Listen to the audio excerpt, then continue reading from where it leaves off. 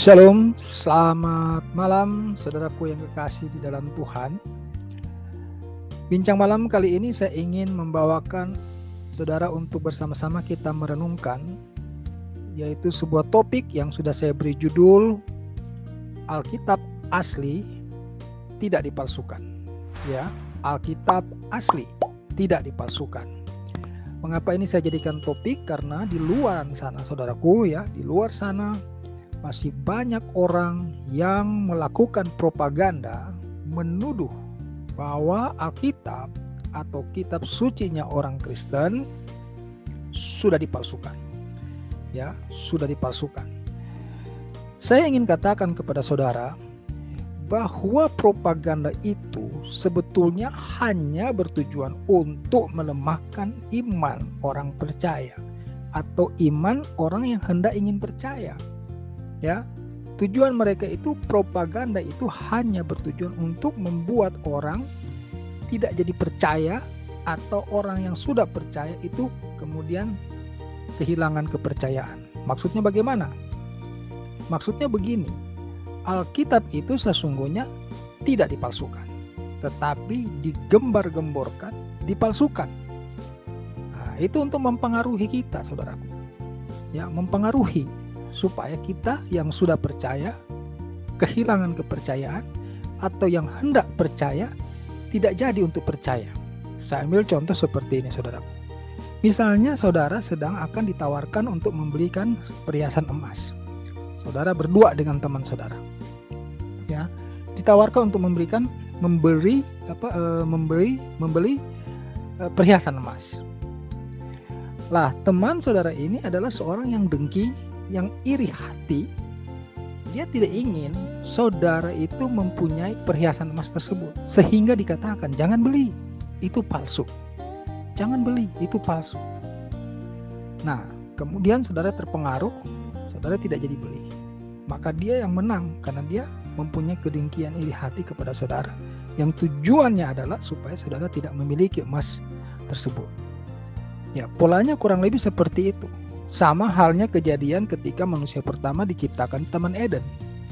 Ketika Allah berfirman bahwa semua buah dari pohon di taman ini boleh engkau makan kecuali pohon ya, yang berada di tengah-tengah taman, yaitu pohon pengetahuan yang baik dan yang jahat, jangan kau makan buahnya. Tetapi iblis datang dan berkata sebaliknya. Iblis bilang kepada Hawa bahwa bukankah Allah berkata bahwa semua buah dari pohon ini tidak boleh engkau makan, bukan? Sama-sama membicarakan buah dan pohon, tetapi maknanya sudah diputarbalikkan. Ngerti saudara ya? Jadi iblis berkata buah dan pohon itu sama seperti Allah juga berfirman buah dan pohon. Tetapi Allah berfirman bahwa semua buah dari pohon ya yang berada di taman ini boleh engkau makan kecuali buah dari pohon yang berada di tengah-tengah taman, yaitu buah pohon pengetahuan yang baik dan yang jahat. Janganlah engkau menyentuhnya, merabanya. Tetapi iblis datang dengan berkata yang sebaliknya. Nah, itulah pola yang digunakan orang hari-hari ini untuk menuduh bahwa Alkitab itu sudah dipalsukan. Jadi saudaraku, tidak perlu repot-repot untuk mencari bukti. Ya, mencari bukti benar nggak sih Alkitab ini asli? Tidak perlu saudaraku, kita sedang berbicara kerohanian, di mana Tuhan adalah kita percaya sebagai Allah yang Maha Kuasa. Ya, sebagai Allah yang Maha Kuasa menurunkan firman, apakah masuk di akal firman tersebut dapat diacak-acak, dimusnahkan, dihilangkan oleh manusia? Kalau itu yang terjadi, maka tidak perlulah kita bicara agama di muka bumi ini. Ya, kalau itu yang terjadi, tidak perlulah kita bicara agama, karena Allah tidak lagi Maha Kuasa. Saudara tahu bahwa di dalam Alkitab itu kisah-kisahnya, firman-firmannya itu sangat runtut, berurutan, jelas gitu saudaraku. Bahkan silsilah nabi pun ada. Bagaimana rupa saudara mau menganggap itu satu kepalsuan, dan saudara mau mempercayai buku lain yang bahkan tidak tahu silsilah daripada nabi. Ya, bicara tentang Yesus. Apakah ada buku lain yang dapat menuliskan silsilah daripada Yesus Kristus, selain daripada Alkitab itu sendiri. Ini satu bukti bahwa Alkitab itu adalah betul-betul firman Allah yang terjaga. Ya, siapa yang menjaganya? Bukan manusia, saudaraku. Bukan tentara, bukan polisi, ya, bukan lemari besi, tetapi Allah itu sendiri yang menjaganya. Dan kita harus percaya hal itu. Kalau kita tidak mau percaya bahwa Allah berkuasa menjaga firman-Nya, maka tidak perlu kita bicara agama di muka bumi ini. Tidak ada gunanya. Kita berbicara agama karena kita percaya bahwa ada Allah yang Maha Kuasa itu. Ya, saudaraku. Nah, di dalam firman Tuhan sudah jelas disampaikan, saudaraku. Ya, peringatan kepada kita yang hidup hari-hari ini, ya, bahwa kita itu harus hati-hati karena adanya penyesatan. Saya bacakan untuk saudara, ya, di dalam 2 Tesalonika 2 ayat 3. Ya, 2 Tesalonika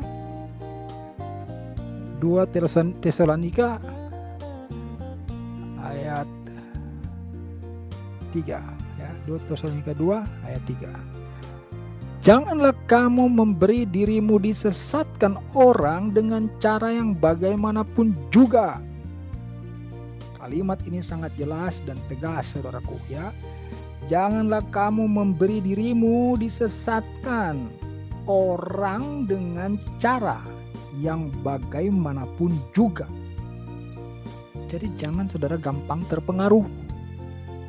Firman Tuhan ini mengingatkan kepada kita, ada penyesatan, dan penyesatan itu dilakukan dengan berbagai-bagai cara dan pola, saudaraku. Makanya diingatkan kepada kita, janganlah kamu memberi dirimu disesatkan orang dengan cara yang bagaimanapun juga. Ya, mau cara A sampai Z, jangan. Kenapa? Karena Alkitab, ya, yang kita pegang hari itu sudah sungguh-sungguh benar firman Allah yang dijaga oleh Allah sendiri. Isinya kebenaran. Saudara silakan baca, ya. Saudara akan ketemukan di sana bahwa disitulah firman Allah yang penuh kuasa itu. Ya, kita sedang berada dalam kepercayaan kepada Yesus Kristus, karena Yesus itu adalah juru selamat. Kelahiran Yesus ke dalam dunia ini adalah melalui firman yang disampaikan oleh malaikat.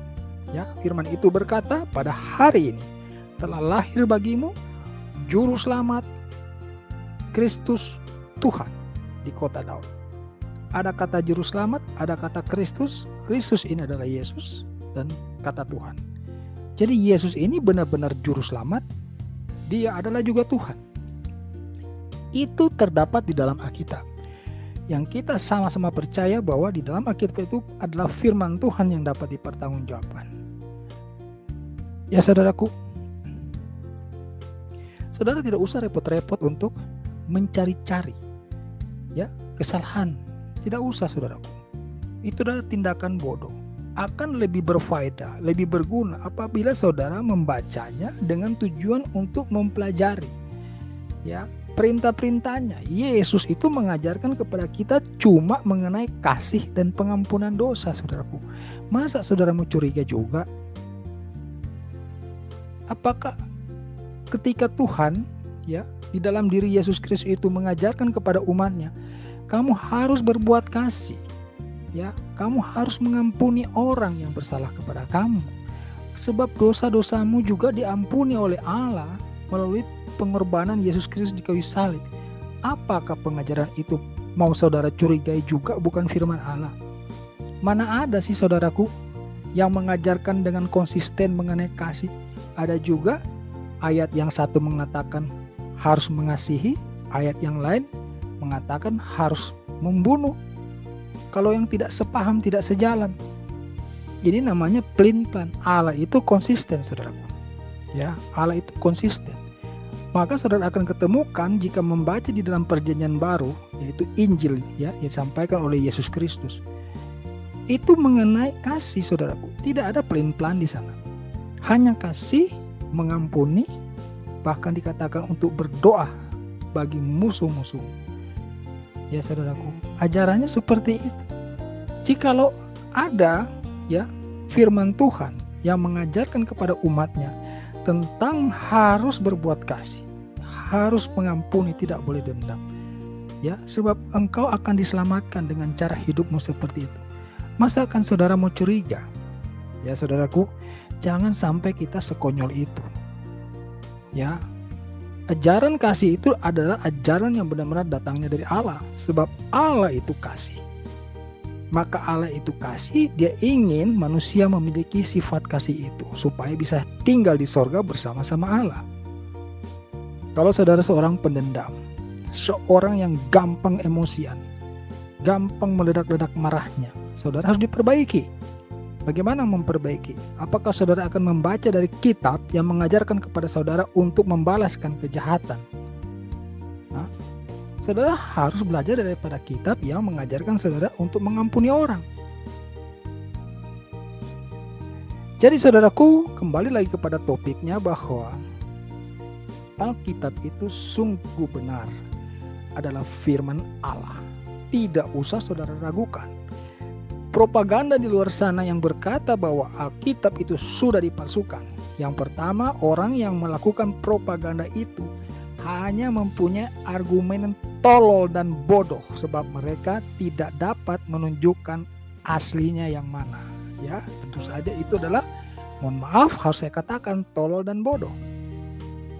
Kalau kamu berani mengatakan palsu, tunjukkan aslinya. Itu baru benar dan sehat.